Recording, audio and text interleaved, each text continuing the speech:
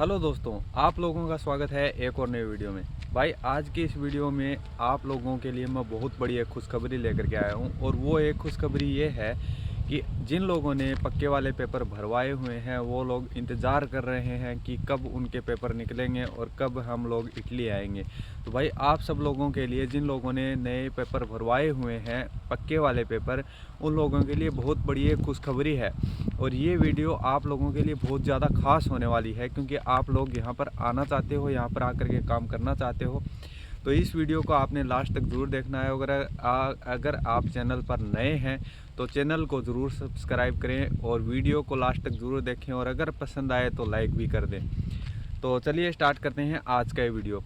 भाई सबसे पहली मैं बात आपको बता देता हूँ कि जो लोग इटली के पेपर भरवाए हुए हैं, जिन लोगों ने पक्के वाले, और वो लोग ये चाह रहे हैं कि कब तक उनके पेपर निकलेंगे और कब हम यहाँ पर इटली में आकर के काम करेंगे और बढ़िया पैसा कमाएंगे।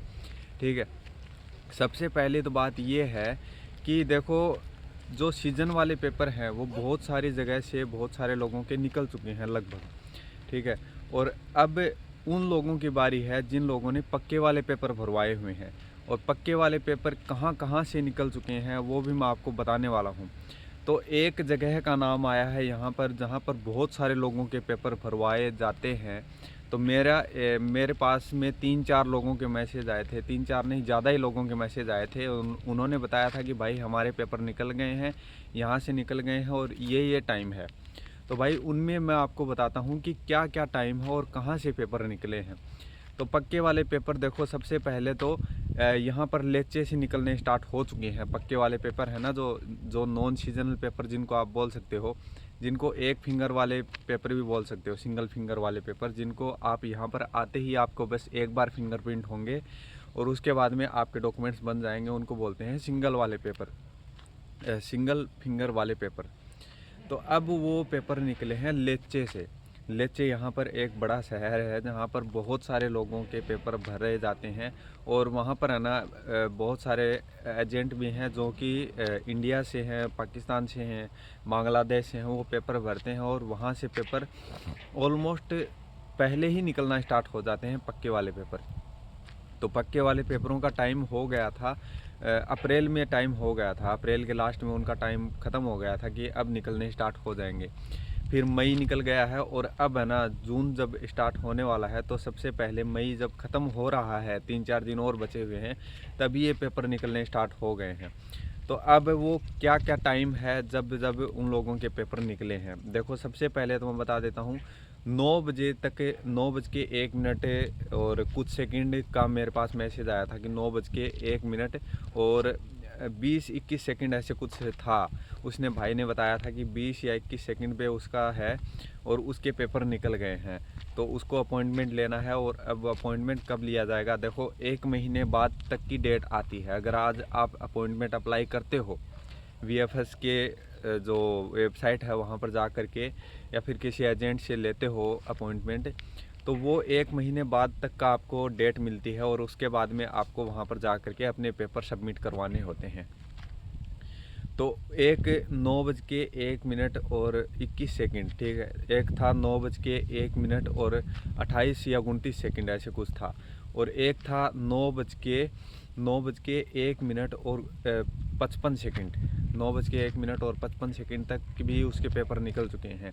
मैंने देखा है, मेरे पास में मैसेज आए थे उन लोगों के और उन्होंने बताया कि हमारे पेपर जो लेचे है वहाँ से नॉन सीजनल वाले पेपर, जो कि जिनको एक फिंगर वाले पेपर बोल सकते हो, वो निकल गए हैं हमारे और अब हम इटली आएंगे, इटली आना चाहते हैं। ठीक है, उन्होंने पेपर भरवाए हुए थे। पैसे तो ज़्यादा लगते हैं भाई, मजबूरी में देना ही पड़ेगा, लेकिन पेपर निकल चुके हैं तो उन लोगों के लिए बहुत बड़ी खुशखबरी है और आप सब लोगों के लिए भी बहुत बड़ी खुशखबरी है जिन लोगों ने लेचे से भरवाए हुए थे। ठीक है, और तो अभी आपका अगर टाइमिंग 9:02 के अंदर अंदर है तो आपके पेपर निकल चुके हैं। और अगर इससे भी आगे किसी के निकल चुके हैं, कहाँ से निकल चुके हैं, तो आप मुझे मैसेज कमेंट करके ज़रूर बताना।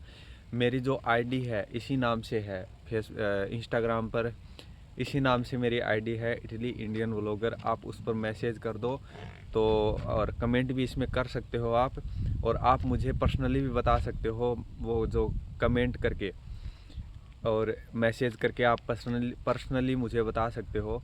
तो अगर आप बताना चाहते हो तो आप अगर मुझे बताओगे तो मैं और लोगों के लिए वीडियो बनाऊंगा, और उन लोगों को भी पता लग सकेगा कि भाई हाँ ठीक है, अगर इनके निकले हैं तो शायद हमारे भी निकल गए होंगे।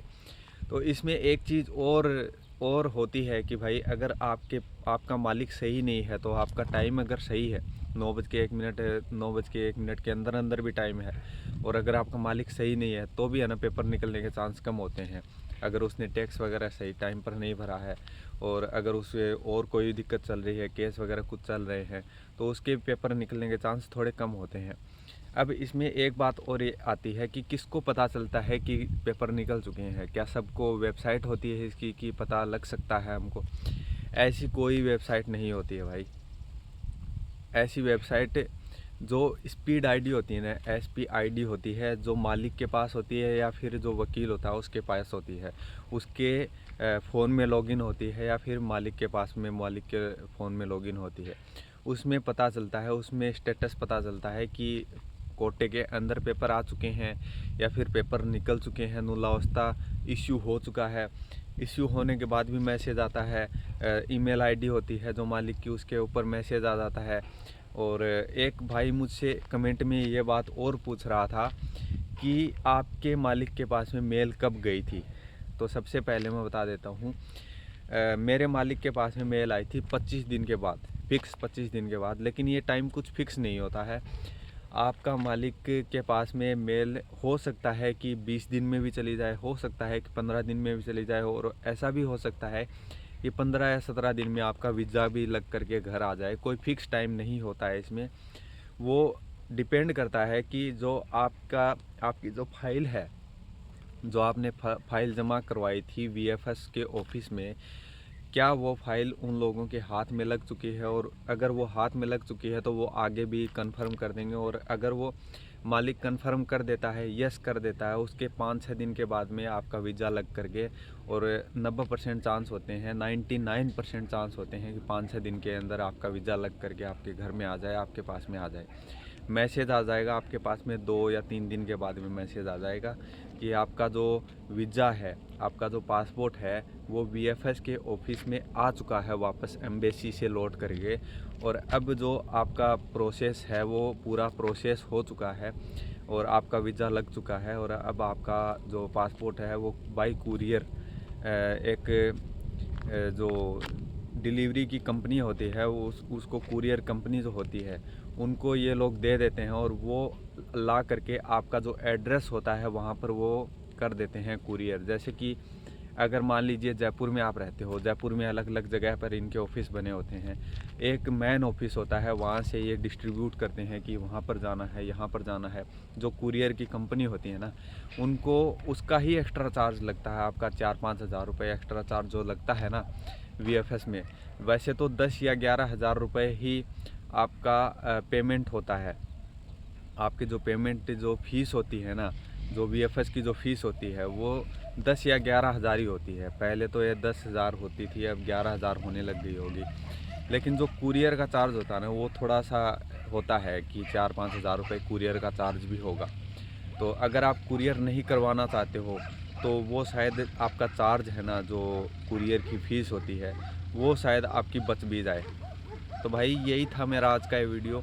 आई होप आपको वीडियो पसंद आया होगा।